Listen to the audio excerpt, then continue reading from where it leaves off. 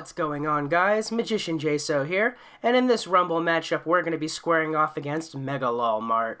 Now this is the match that just came after our victory over King of American Burger, guys, so we're still ranked number 1 for the Rumble, and MacLeod is ranked number 3, so we're looking forward to a very fun and tough fight up ahead. So without further ado, let's get into it. So in the first matchup, I squared off against Nickel and Poot. As you can see, not the greatest opening hand. All characters, one pre-combo, no items. So I could play my chicken fight pre-combo if I wanted to, however, it's not the greatest opening move, as pre-combos are rarely a good start for Rumble, as if they combo on me, they can do some major damage and possibly destroy it. So I open with the Peter and hope for an item on the draw. And sure enough, if you look here, I get lucky and draw my Diamond Crusher card. So I go ahead and make my Chicken Fight actual combo in slot number 1 there for the Punch Bomb variation.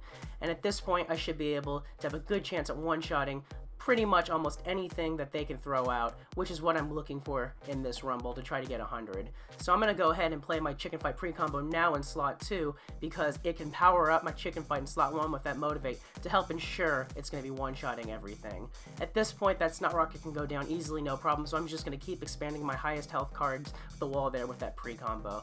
And it's over this turn. They have 12 HP left, so I'm going to go ahead and just play my highest HP card to expand the health wall and take the win for 100. In the next matchup, I'm paired up against Edenite. As you can see, I have another terrible opening hand, 3 Chicken Fight pre-combos, 2 Hanks, and not an item in sight. So, I'm in a bit of a hard spot here because normally, like I said in the last match, I hate opening up a Rumble match with a pre-combo. It's generally a very bad idea to do it. That being said, my Hanks in this deck are pretty much there to make Stick and Hank healing combos. They're not meant to be offensive for punch or anything for one-shots. So in this instance, it actually is better for me to open with a Chicken Fight pre-combo because I can play a second pre-combo in slot 2 next turn to buff it up with the Motivate to give it a chance at hitting harder. And as you can see, I draw a Peter, so another character, still no way to combo, so I'm going to go ahead and throw down another pre-combo Chicken Fight just to start building out a wall there of HP, as well as buff up the Chicken Fight in slot 1. And the good thing about the Chicken Fight pre-combos is that they have a bunch of punch and bomb, so when they are paired up in tandem like that for a full wall, I can start doing a lot of damage. So I finally drew a Brian the Home Invader item card here. However, the 2 cards they have there, I'm not destroying them in this turn, so I want to keep expanding that health wall and buffing up my current Chicken Fights. That's why I play my 3rd Chicken Fight there to get some more Motivate, as well as some bombs and punches thrown in. I got lucky here, they didn't combo their Hank on a Diamond Crusher, that would have been bad. Luckily, it played it in slot 1, so I'm in a good spot now. At this point, I'm now safe to throw out an item card there and maybe combo next turn, because both of these cards on their side of the field are going down because of this just overwhelming Chicken Fight wall I have built up here. Between all of those punches and bombs and them motivating each other, there's not much that can stand up to them now. So finally he plays a Diamond Crusher again. If you look there though, they're down to 1 HP. It's over this turn. So I go ahead and just throw my highest health HP card down onto the field to expand my overall health wall. If you look, I already healed up back to full though because the bonus, so it wasn't really necessary. Had I not been at full health though, that extra HP would have ensured the 100 that I just got. In the next matchup, we're facing off against Hefe. So I finally have some item cards to start the match this time around, but limited characters with my Hank there. So I play Diamond Crusher as my strongest item. So Hefe opens with a Quad Peter, a very good defensive card because of that 8 wall. Luckily I drew my Luis to make the Bakaneko Fighter Luis. However, she doesn't hit very hard with the attack. Her draw is her punch leech combo there, so she doesn't have enough power to one-shot the Peter, but she is still my best bet because of that punch leech combo, because she can leech back any health she loses when she attacks in the following turns. So I'm going to go ahead and make that combo here to square off against the Peter just to damage it a bit. So luckily, unfortunately, it does hang out there a bit, and he does combo into Sketch Artist Peter, but that's not too bad, because, like I said, she does have that leech, so it works out. At this point, I'm going to play my Chicken Fight pre-combo for the Motivate in slot 2 to make Bakaneko Fighter Luis hit a little bit harder, so that in the future, she can one-shot cards. So unfortunately, Sketch Artist Peter is still alive, and he throws down a Will of the Housewife there. Will of the Housewife is a great card because of the Punch Craze combo. Luckily, it's only a single fuse, so it's not too hard to deal with. At this point, because of all the punches I have on the field between Chicken Fight and Bakaneko Fighter Luis, I could play my second Chicken Fight there in slot 3 to buff up my Chicken Fight already on the field, but at this point, I already have an overwhelming amount of punch and bomb on the field there, so I'm better off playing my item card here to try to make a combo later down the line, and also just play high HP cards because I don't have to worry too much about their cards. So that's why I go ahead and throw out my Brian the Home Invader instead of the Chicken Fight pre-combo here, because I also have this Hank combo I can make, which is going to be the Stick and Hank for healing, so in case I do need a heal all train building later on, it will be an option. So there's nothing to it here. Oh no, not both the cards. Sketch Artist Peter does survive because of the wall there. It is a lot of wall, but I'm still not too worried because I'm healing back all the health. So at this point, right here, they play Professor Baxter there. So I don't really need any heal wall set up with Hank yet, because Bakaneko Fighter Luis will be destroying the Sketch Artist Peter this turn, because Chicken Fight has the 10 bombs. So I'm going to go ahead and just keep expanding my health wall instead of comboing. That's why I play that over there for that Chicken Fight, because it has more health. At this point, Heffy's down to 9 HP. It's over this turn. I don't need to heal, get that heal up with Stick and Hank, because it's over. I just want to expand my health as far as possible, so on the off chance, if for whatever reason Chicken Fight in slot 2 wasn't healed up, it would still give me enough points to have 100. So that's what I end up doing here. I end up throwing out the highest HP card, and that'll secure me the 100. Next match is up against Violent Marv. This time around I'm in a pretty good spot for the opening hand, a good selection of items and characters here, so I have options. I'm going to end up opening with my Diamond Crusher here, as it is currently my hardest hitting item card with the most health. He plays a No Mercy Dojo. The fact that I just drew my Luis gives me another option for a combo here. I could do the Bakaneko Luis. I choose the Mascot Fighter stand instead though, because it has the same amount of punch and it has more attack than the Luis combo would have. My Mascot Fighter stand also has that payback damage, which is good, so if I, for whatever reason, couldn't one-shot the card, whenever they attack me next turn, it would destroy itself. So I'm going to go ahead and make Chicken Fight in slot 2 here now. That 11 Motivate's going to buff up the Mascot Fighter stand's attack by 11, which means combo with his punch damage, it can one-shot anything, and it's setting me up for the 100 right now. At this point, I just want to start expanding my health wall. That being said, it's not going to be over this turn, so instead of playing my highest HP card, which is Luis, I play the Brian the Home Invader, the second highest because it's a fighter card, so if for whatever reason it took damage, it would be healed. At this point, it was already over, they had 2 HP left, so I just played in any card for the 100. Next matchup is against Ollie G42. Once again, I have a pretty good opening hand. I only have one item, but it's all I need, my Arlen YMCA there, so we're going to go ahead and throw it out to keep my options open. That being said, though, I do believe that the stand combo is my best option because it's going to be doing the most punch damage as well as having the most attack damage. So we're going to go ahead and make that Mascot Fighter stand in slot 1. That should be enough to one-shot the Absinthe, no problem. If you look, sure enough it is. He plays a Fry, no big deal, so we're going to play the Chicken Fight to buff up the Mascot Fighter stand so that I can one-shot anything, and this pretty much secures my 100, because there's not too much he could throw out that could stand up to me. So we go ahead and throw out another Chicken Fight there. If you haven't noticed by now, my deck is set up to be a Chicken Fight machine. This next matchup was up against Inkson, who has an amazing deck. I have to say, this current match right here was probably one of my most favorite ones to play this entire Rumble. It was a truly awesome fight. So I open up with my Diamond Crusher because it is my strongest item card. He plays a fully quadded out Cartel Klaus. Very great defensive deck card with 62 HP and 11 gas and that 9 hijack. It's not going to be one-shotted and it's going to be causing me some headaches with that gas damage. So yeah, it was just a great card. So I decided to play my Stick and Hank, I believe, instead of the Chicken Fight Peter, just because I have the 17 wall, and that's going to prevent him from being able to gas me, because his 12 attack can't break through the sturdy wall. I also have that 17 payback, which will help get rid of it. So that was my opening move versus my usual Chicken Fight in this match. I had to play this one a little bit differently for the strategy. He plays a Bender's Clowns in slot 2, another great defensive card with that 11 wall, 7 bomb, 5 cripple all, and just 59 HP.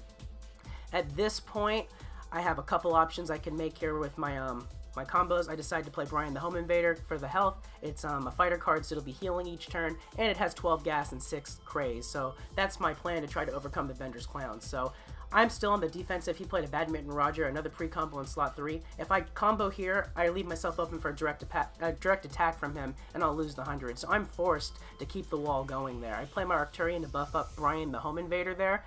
Between the 7 Motivate and my Cheer from Zap there, it gives Brian just enough to break through Bender's Clown's wall to get an attack off, which means my Craze will finally start going, and Bender's Clowns is now gassed. So I'm in a good spot here. He plays another pre-combo in slot 1. Like I said, Inkson has an amazing defensive deck. It's mostly all pre-combos, and they're all maxed out. So at this point, my Arcturians hit pretty hard, so I'm going to go ahead and make another Stick and Hank there, because the payback will be dealing with Badminton. It has that 16 sturdy, and with both of those Stick and Hanks on the wall now, I have a nice heal all train set up to where they're going to be healing each other and all of my cards for a grand whopping total of 29 heal to all of my cards each turn. So if you look, everybody's now already back up to full. He plays an action delivery force pre-combo in slot 4, so once again on this next turn I'm going to be on the defensive trying to keep my wall going. You'll notice though that I'm still at full health, so this is still within the realm of getting 100. So at this point his cards are weakening down a bit. I have a couple options here. I can play my Arlen YMCA for the item or play a character. I do the Arlen YMCA because it is a fighter card, which means it is getting healed already from the bonus each turn, and my Stick and Hicks will be healing it up. And Arlen YMCA also has a 10 heal built into it, 2 fighter cards. That's just another healing factor thrown into my cards for the field. At this point, his Bender's Clowns isn't doing too hot. I finally weakened it down there pretty far. So is his other cards. They're all kind of down in HP. I just have to outlast him and just start bringing down his wall. And that's the point where I can turn the match around. But at the moment, I'm still playing defensive because he plays another Time for Hard Liquor pre-combo down there on the slot. So I'm forced to play this defensive here and try to keep my HP all the way up at full if I want to make this into 100. So at this point, I draw my Diamond Crusher card. That's my highest HP item card. And it's a fighter card, so it will be taking advantage of the heal. So I could play that on the field. However, I'm looking at my options here. I could do a chicken fight combo there. It does have the 21 punch and 16 bomb. That would help me get rid of the Badminton Roger and other stuff. However, it wouldn't do anything for the Time for Hard Liquor, and I would be taking direct damage. So I choose not to combo. I need to play something down in that final slot there. It's just a matter of what. I end up deciding to do my Peter because of his 8 wall built into it, so that I'm going to be taking less damage from the Time for Hard Liquor's 12 attack on the turn. Because I can always use Diamond Crusher next turn to combo that Peter if I want to into a fighter card, so that he can get a heal in that turn. So that's what I ended up doing here. If you look here now, his wall's starting to crumble though. His Groin Hank's going down, Bender's Clowns is going down, and so do the Badminton. He has holes all the way down the front of his wall there, so I am finally able to go on the offensive. That being said, his action delivery force Leela has crazed to quite a bit of health. It is looking a little dangerous with all of that attack, and it's getting stronger by the turn, so I have to find a way to handle that. Or at least I would if this match wasn't already about to end. If you look here, my Brian the Home Invader's at 22 attack, Stick and Hank's at 14. That's already the 36 I need right there directly to end this. So if I were to combo that Will of the Housewife, that wouldn't do anything for Peter to heal him up, whereas Arlen YMCA is already going to be healed up by the fighter bonus as well as the Stick and Hank. So my best move here is to combo Peter into a chicken fight, make him a fighter card so he gets that extra bit of heal, because that'll get all my cards up to full HP. It'll be over this turn, and that's going to ensure that I get the 100, because my Zap hero did not take any damage. I fought Inkson's defense deck tooth and nail, slot for slot, to keep my defensive wall up, and this long game paid off because ultimately this is going to be 100. Next matchup's going to be against Nino 1337, or I'm assuming he meant to go for Nino Elite. Anyways, I open up with my Brian the Home Invader there, as it's my only item card. He plays a Scary Mask, pretty good defensive card, that 8 wall, 8 payback, and 54 health. I'm not going to be able to one-shot that, unfortunately, so with my options, I decided to make the Christmas Punch-Out. Since I'm going to be taking that payback damage and some more damage next turn, I need that Leech to try to get back to full, which is why I go with that Bob combo. He combos into Captain Yesterday, another really good combo there, because that is 14 bomb. If I wasn't taking it out this turn with that punch from Bob, I'd be in trouble because of that bomb damage. I decided to play my Chicken Fight to buff up the Christmas Punch-Out though, so that I can ensure I can one-shot anything now. So I'm going to keep expanding my health wall here at this point, and I just need to get Bob back up to full health.